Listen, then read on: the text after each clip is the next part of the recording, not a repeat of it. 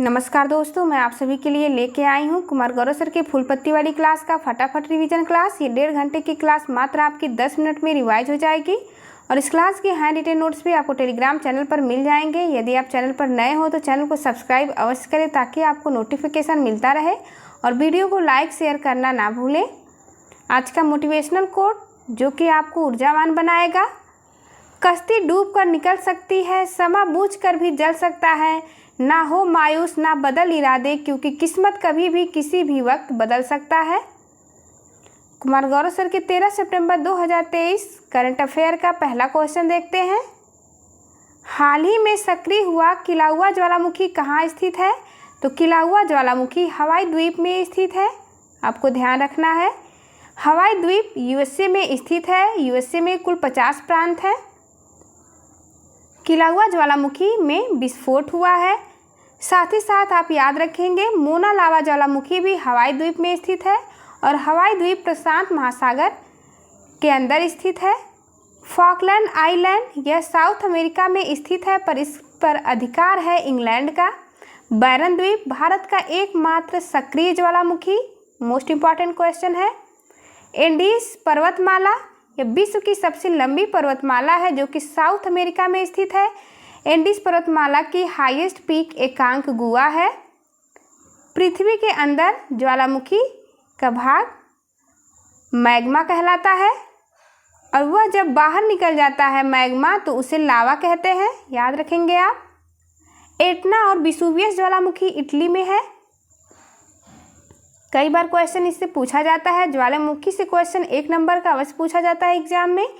Stromboli ये भूमध्य सागर का इसे प्रकाश स्तंभ कहा जाता है। भूमध्य सागर को लाल सागर से कौन सी नहर जोड़ती है? तो स्वेज नहर जोड़ती है भूमध्य सागर को लाल सागर से।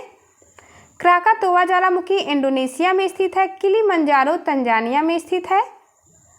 मैरप्पी यह इंडोनेशिया में स्थित है।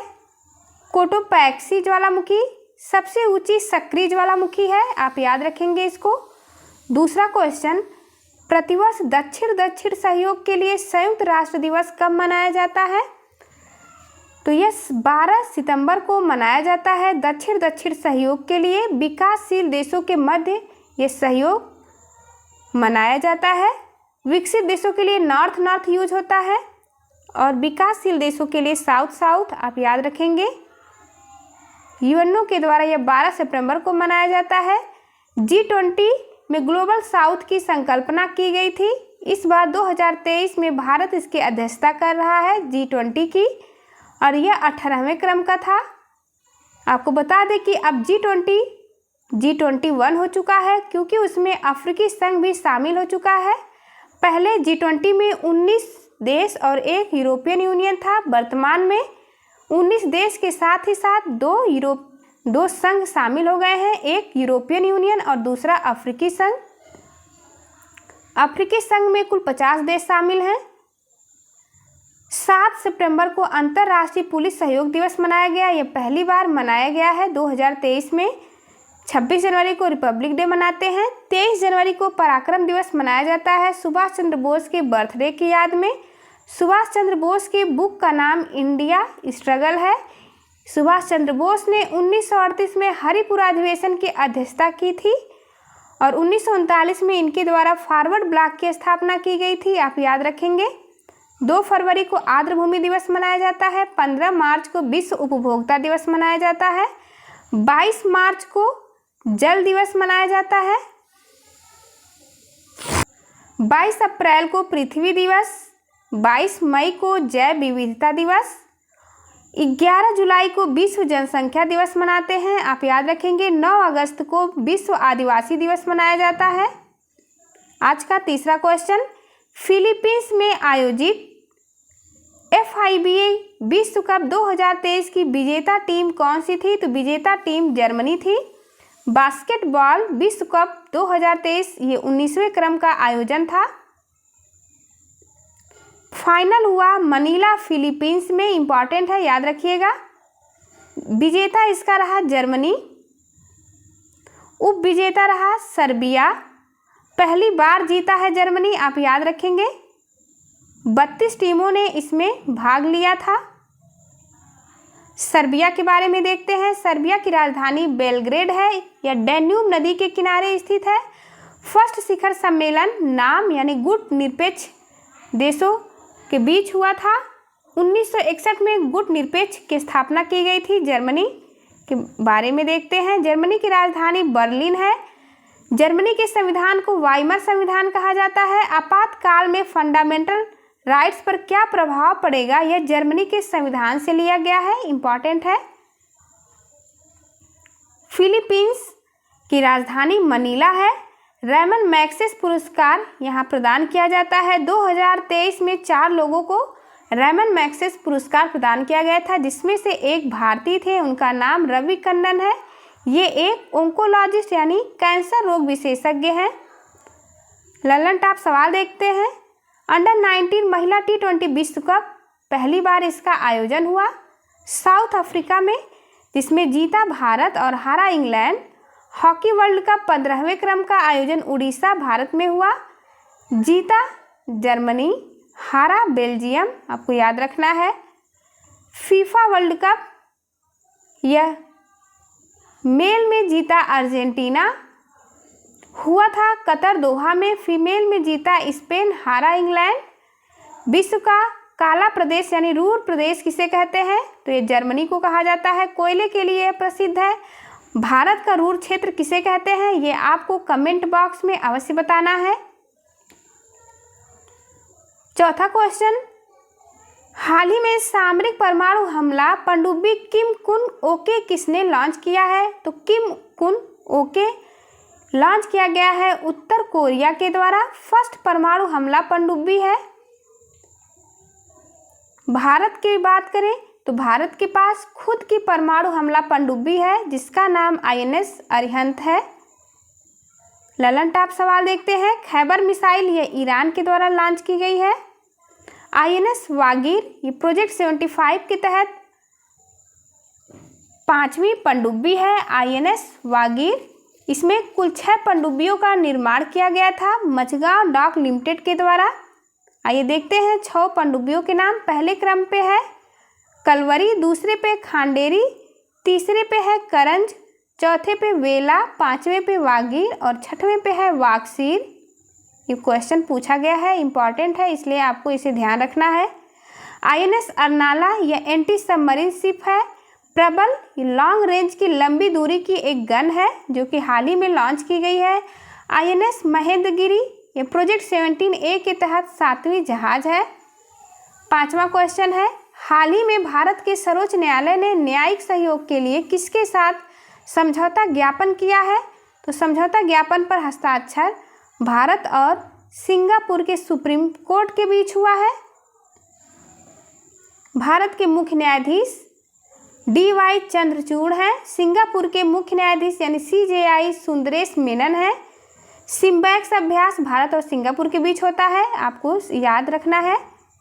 सुप्रीम कोर्ट की बात करें तो यह आर्टिकल 124 से लेकर के 147 के बीच स्थित है। संविधान के भाग 5 में वर्णित है। 1935 के एक्ट के द्वारा फेडरल कोर्ट की स्थापना की गई थी। 28 जनवरी 1950 को सुप्रीम कोर्ट अपना कार्य स्टार्ट किया।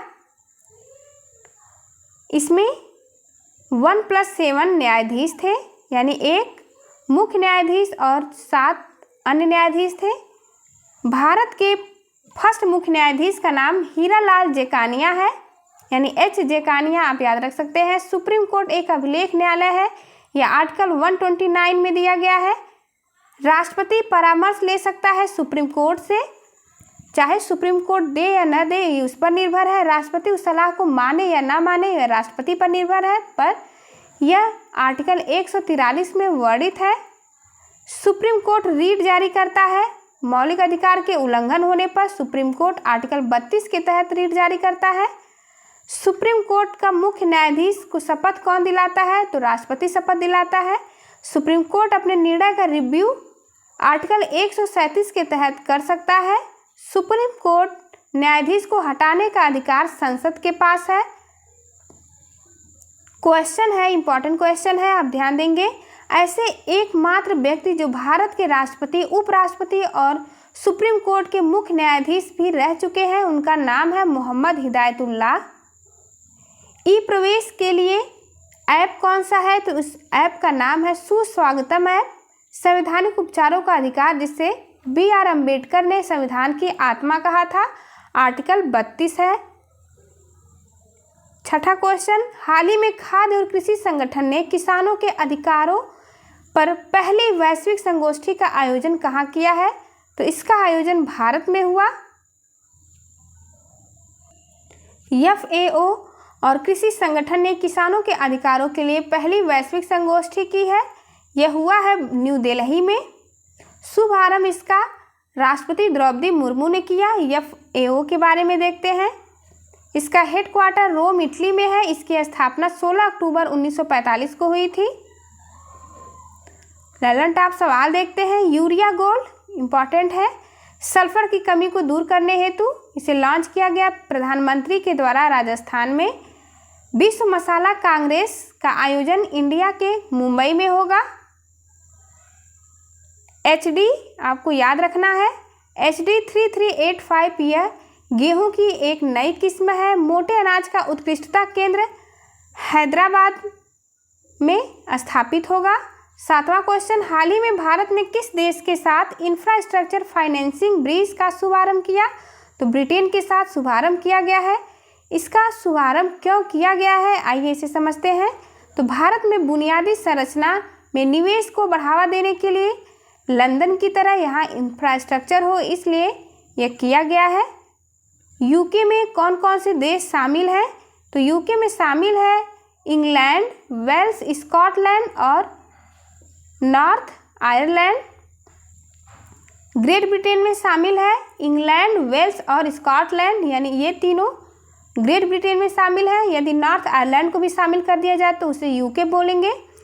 ब्रिटेन में केवल इंग्लैंड और वेल्स शामिल है। ललन टॉप सवाल देखते हैं। अजय वॉरियर कोंकण इंद्रधनुष, यह अभ्यास इंडिया और यूके के बीच होता है। यूरो को अपनाने वाला नवीनतम देश क्रोएशिया है। यूके का दिवालिया होने वाला शहर बर्मिंघम है। शाही रोग हीमोफीलिया रोग को कहते हैं। इस रोग में रक्त का थक्का नहीं जमता है। आठवां क्वेश्चन, मॉब लिंचिंग पीड़ित मुआवजा योजना किसने प्रारंभ की है, तो मॉब लिंचिंग पर मुआवजा देने की योजना का प्रारंभ मध्य प्रदेश की सरकार के द्वारा किया गया है। मॉब लिंचिंग पीड़ित मुआवजा योजना नाम है इसका। मध्य प्रदेश के CM शिवराज सिंह चौहान के द्वारा इसे स्टार्ट किया गया। आइए समझते हैं मॉब लिंचिंग क्या होता है। तो उग्र भीड़ के द्वारा निर्णय करना या हमला करना मॉब लिंचिंग कहलाता है। यानी भीड़ में अचानक से भीड़ में कोई भी मारो मारो कह देता है और लोग एक ही व्यक्ति पे टूट पड़ते हैं, इसको मॉब लिंचिंग कहा गया है। इसके लिए हाल ही में संविधान संशोधन करके सजा का प्रावधान किया गया, फांसी तक की सजा का प्रावधान किया गया है। सुप्रीम कोर्ट ने तहसीन पूनावाला केस में कहा कि पीड़ित परिवार को सहायता मिलनी चाहिए। मध्य प्रदेश में यदि मॉब लिंचिंग के दौरान डेथ हो जाती है तो 10 लाख और घायल होने पर या ज़्यादा चोट आने पर 4 से 6 लाख रुपए प्रदान किए जाएंगे। मॉब लिंचिंग पर कानून बनाने वाला पहला राज्य राजस्थान है, आपको इसे अवश्य याद रखना है। प्रवासी भारतीय सम्मेलन इंदौर में हुआ, यह 17वें क्रम का था। 2023 में सबसे स्वच्छ वायु शहर इंदौर है, दूसरे स्थान पर आगरा है और तीसरे पे ठाणे है। ये 10 लाख की आबादी वाले शहर के लिए जारी किया गया है। सोलर सिटी सांची मध्य प्रदेश का। CM खेलो सीखो कमाओ, यह मध्य प्रदेश में लॉन्च किया गया है योजना। धुआंधार जलप्रपात नर्मदा नदी पर है, जबलपुर नर्मदा नदी के किनारे स्थित है। ओंकारेश्वर बाद धुआंधार जलप्रपात पर स्थित है। 9वां क्वेश्चन, हाल ही में एशियाई तटरक्षक एजेंसियों में प्रमुखों की 19वीं बैठक का आयोजन कहाँ किया गया, तो इस्तांबुल में किया गया है। इस्तांबुल तुर्की में पड़ता है। इंडिया की तरफ से भाग लिया है राजीव पॉल ने, जो कि ICG है। 19वें क्रम का आयोजन था, 2022 का दिल्ली में हुआ था, इसलिए आपको इन दोनों को याद रखना है। ललन टॉप सवाल देखते हैं। ऑपरेशन दोस्त तुर्की व सीरिया में भूकंप आने पर सहायता पहुंचाने हेतु चलाया गया था। एशिया का माइनर पठार तुर्की को कहते हैं। वान गोलू झील यह सर्वाधिक लवणता वाला झील है। यूरोप का मरीज तुर्की को कहते हैं।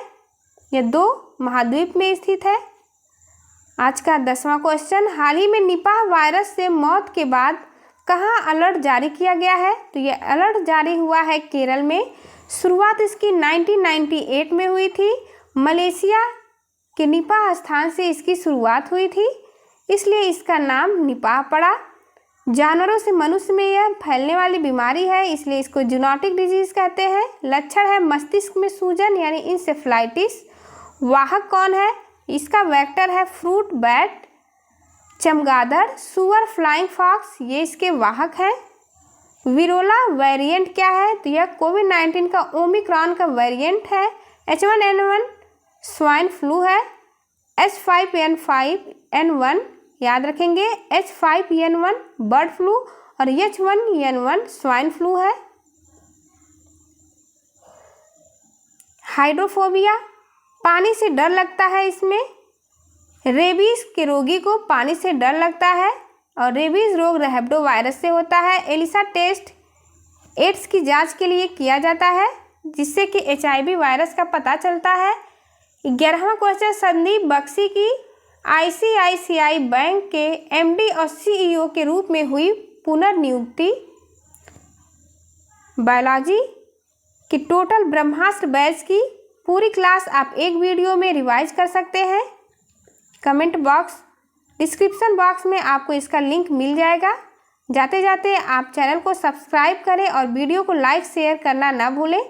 Thank you for watching. चलिए मिलते हैं आपसे अगली वीडियो में, तब तक के लिए नमस्कार।